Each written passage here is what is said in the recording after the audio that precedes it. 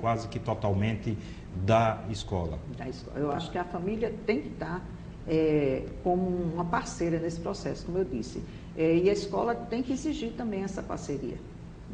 Tem que haver, é uma faca de dois gumes, você tem que trabalhar com os dois lados da questão. Professora Lúcia, eu vou pedir licença à senhora e aos nossos telespectadores para fazermos um rápido intervalo comercial e, na sequência, nós voltaremos conversando com a autora do livro Múltiplos Olhares sobre a Inclusão, professora Lúcia de Araújo Ramos, que organizou esse livro junto com a professora Luzia Guarcira. Um minuto só e a gente já volta.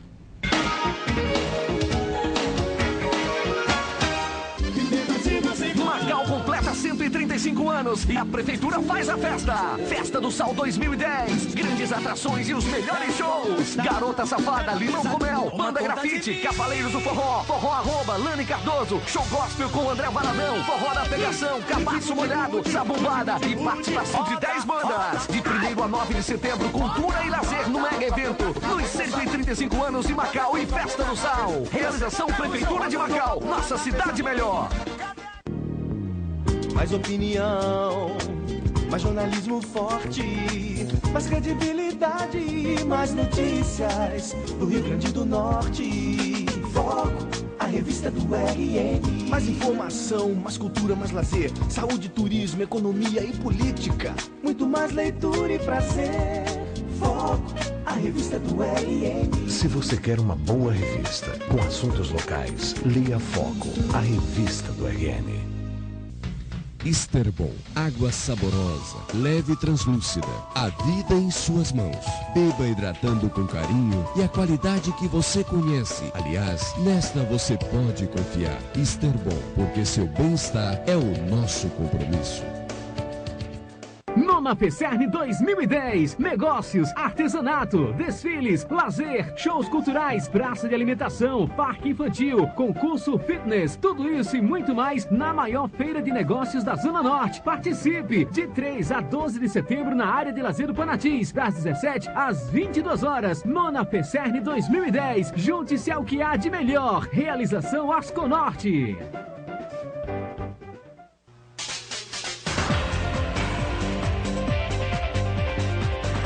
Eu faço parte dessa equipe apresentando o programa de Bem com a Vida de segunda a sexta, sempre às 7h30 da manhã, aqui na telinha do Povo Potiguar, TV União.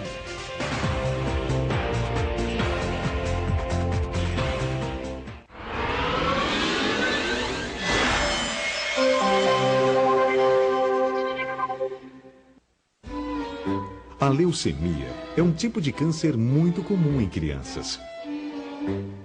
Fique atento aos sinais como palidez repentina, manchas rosas no corpo ou se seu filho reclama de dores nos ossos.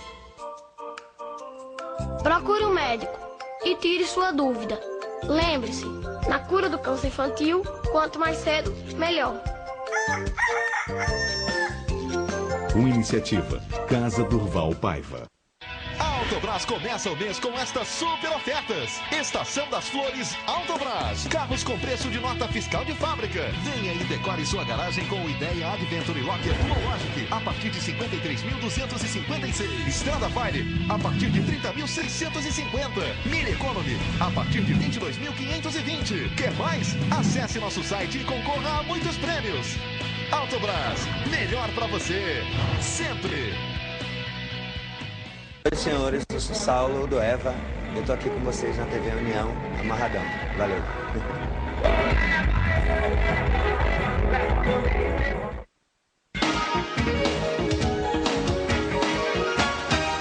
De volta ao Conexão Potiguar, abraçando e agradecendo a você que nos acompanha aqui de segunda a sexta-feira pela TV União.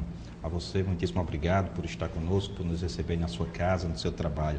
No programa de hoje nós estamos conversando sobre educação inclusiva com a professora Lúcia de Araújo Ramos Martins, que lança esse livro, Múltiplos Olhares sobre a Educação, e participa da organização, é uma das organizadoras do evento que acontecerá na cidade do Natal entre os dias 15 e 17, onde o debate justamente reúne pessoas de outros estados do Brasil, mas também de Portugal, para discutir essa questão da educação inclusiva.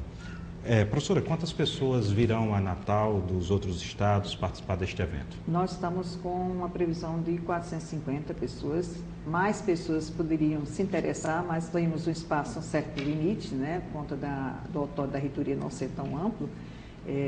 No próximo nós teremos um auditório bem maior, mas teremos uma previsão de 450 pessoas, de 21 estados.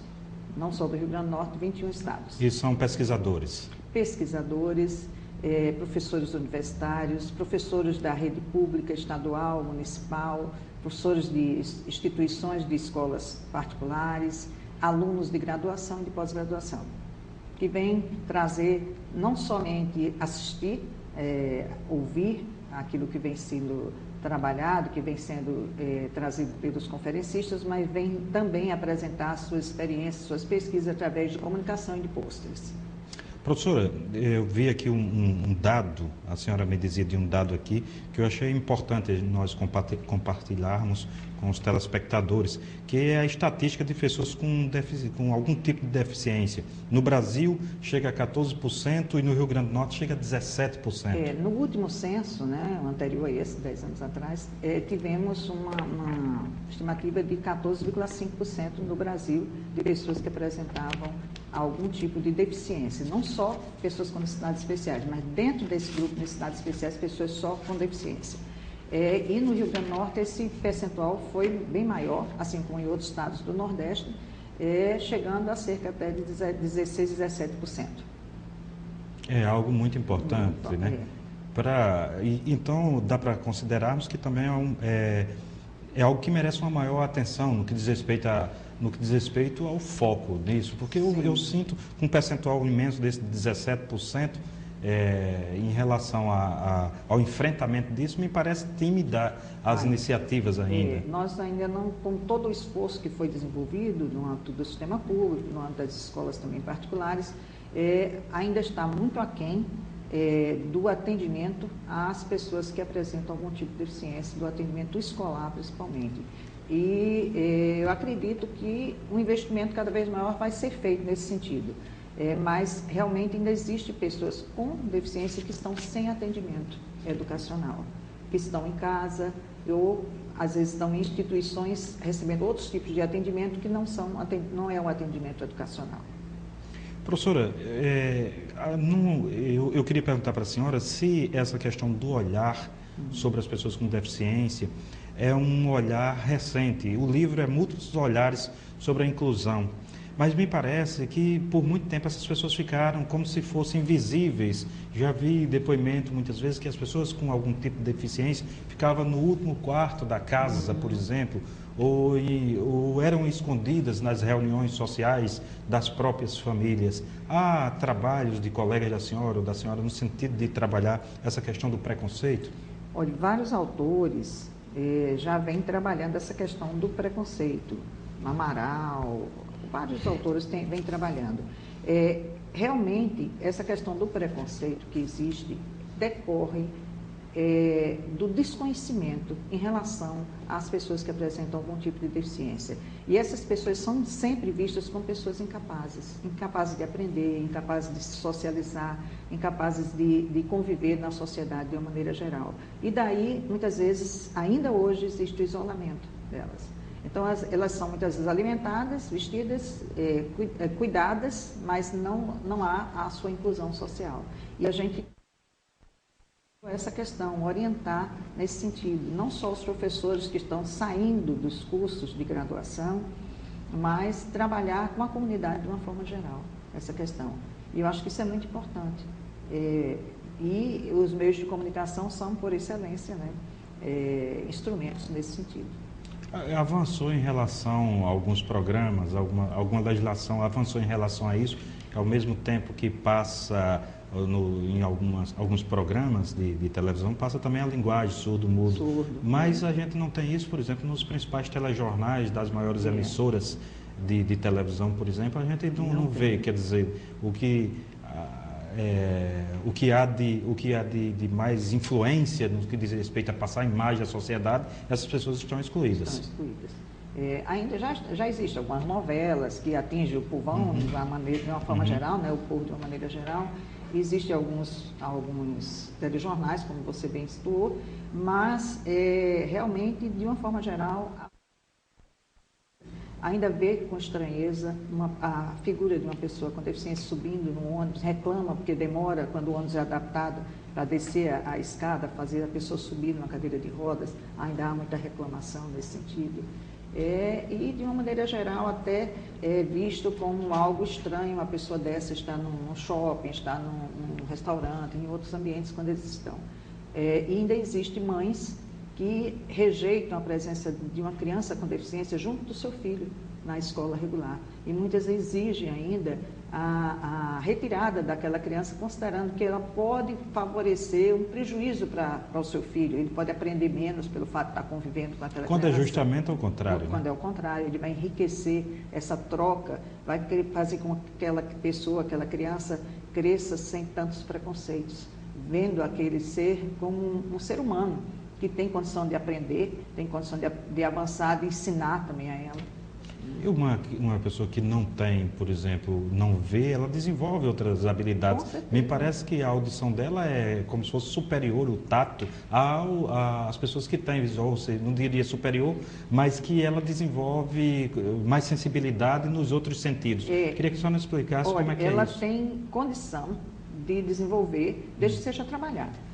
Então, ela pode ser trabalhada e desenvolver mais essas outras funções. Não que ela tenha um potencial melhor, pelo fato de ela ter uma deficiência visual. Entendi. Mas, a partir da estimulação que é desenvolvida com ela, ela pode desenvolver melhor o seu tato, a própria... os outros sentidos, a gustação, a audição, etc. Eu entrevistei aqui um deficiente visual, que é de um ponto de cultura, que é fotógrafo. E ele fazia foto, o enquadramento, tudo a partir da voz, a partir da audição.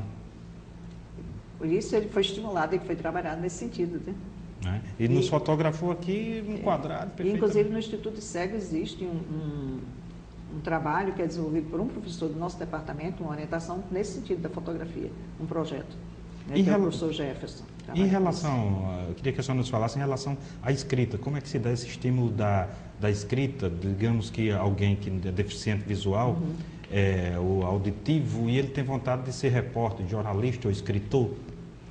Olha, a pessoa com deficiência visual, por exemplo, ela pode ser trabalhada no braille, através do braille. Então, existe um código específico que ele pode ser trabalhado e ele vai conseguir escrever e se comunicar sem qualquer problema. Inclusive, existem vários programas de computador que são adaptados hoje para pessoas que têm deficiência visual, que têm cegueira.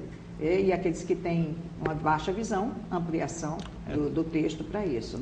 E em relação à pessoa surda, se trabalha muito com a Libras, a Língua Brasileira de Sinais, e também com outros recursos que concretizem o ensino para que possa favorecer o desenvolvimento dessas pessoas.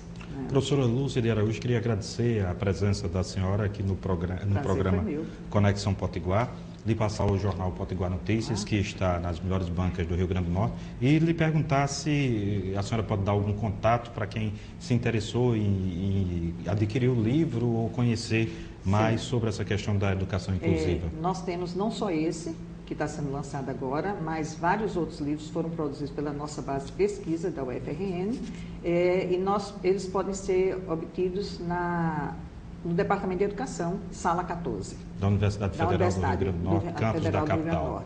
Certo? No campus universitário. Muito obrigado. A você que nos acompanha de segunda a sexta-feira aqui pela TV União e também pelo portal www.potiguarnoticias.com.br. Nosso abraço, nosso muitíssimo obrigado pela sua companhia. Até mais.